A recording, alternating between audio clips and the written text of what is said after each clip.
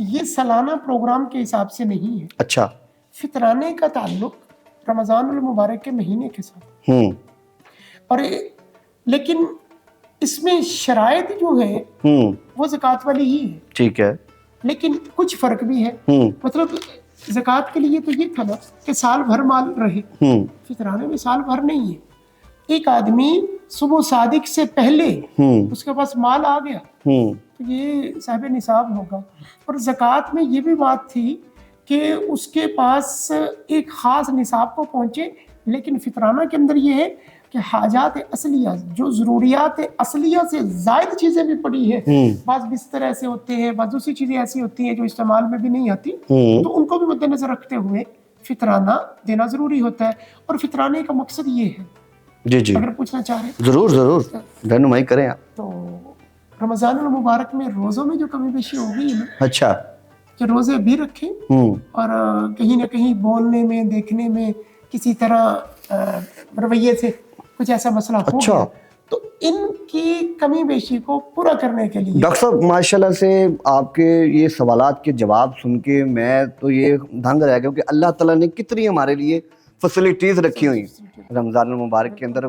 یہ واقعی آپ وہ جو اکثر بولتے ہیں کہ جی سیل لوٹ میلہ ہے, یہاں کے کوئی آفر لگا دی گئی اللہ کی طرف, تو میں کہتا ہوں سبحان اللہ ماشاءاللہ, بڑی ہی خوبصورت آپ نے بات کی ہے.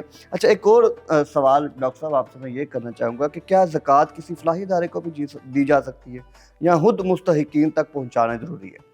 اچھا یہ سوال بھی بڑا تحقیقی اور تفصیلی سوال ہے, لیکن ہم اپنی وقت کی نزاکت کے پیش نظر اس پر یہ بات, اگر فلاحی ادارے واقعتاً وہ مستحقی تک پہنچا رہے ٹھیک ہے تو پھر کوئی اس میں حرج والی بات نہیں. لیکن یہ دیکھنا ہوگا کہ وہ ایڈورٹائزمنٹ پہ جو لگاتے ہیں زکوٰۃ کا مال وہ نہیں لگا سکتے. اچھا, مطلب مزید زکوٰۃ اکٹھی کرنے کے لیے فلیکس لگانا یا اس کے سوشل میڈیا پہ یا کہیں بھی اس کے اشتہارات چلانا, یعنی پیسہ خرچ کرنا زکوٰۃ کا اس لیے کہ مزید زکوٰۃ اکٹھی کریں, یہ ٹھیک نہیں ہے. یہ ٹھیک نہیں ہے, صحیح ہے.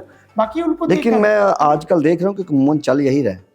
لیکن وہ یہ ذمہ داری تو ان کی ہے, لیکن ہم نے مسئلہ موقف ان تک پہنچا دیا. بالکل صحیح ہے کہ اگر وہ مستحقین تک پہنچائیں, اور مستحقین تک پہنچانے میں دیکھیں اگر ایک اس کی مثال سے ہم سمجھ لیں, ڈسپینسری کوئی بناتا ہے, ٹھیک ہے, تو ڈسپینسری کی جو بلڈنگ ہے اس پر زکوٰۃ نہیں لگ سکتی.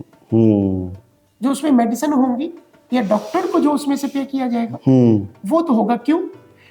زکوٰۃ میں مستحق کو مالک بنانا ضروری ہوتا ہے. تو وہ بلڈنگ کے مالک تو نہیں بنتے, لیکن میڈیسن جب وہ لے لیتے ہیں تو وہ مالک بن جاتے تو ہو جاتے ہیں. اس لیے وہاں تو استعمال کرنا ٹھیک ہے, لیکن اس کی بلڈنگ اور باقی چیزوں پہ استعمال کرنا ٹھیک.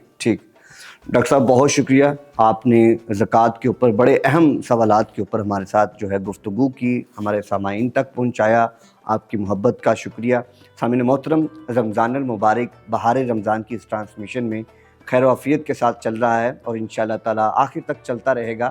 آپ نے بس سپورٹ کرنا ہے, دعاؤں میں یاد رکھنا ہے, اور کوئی بھی آپ سے متعلق کوئی شرعی سوال ہو یا کوئی بھی سوال ہو ہمارے کمنٹ سیشن کے اندر یا ان باکس کریں GCTV کے پیج پہ, تاکہ اس کی ڈاکٹر اشفاق صاحب جو ہے رہنمائی کر سکے. اب تک اتنا ہی, دعاؤں میں یاد رکھیے گا. اللہ نگہبان.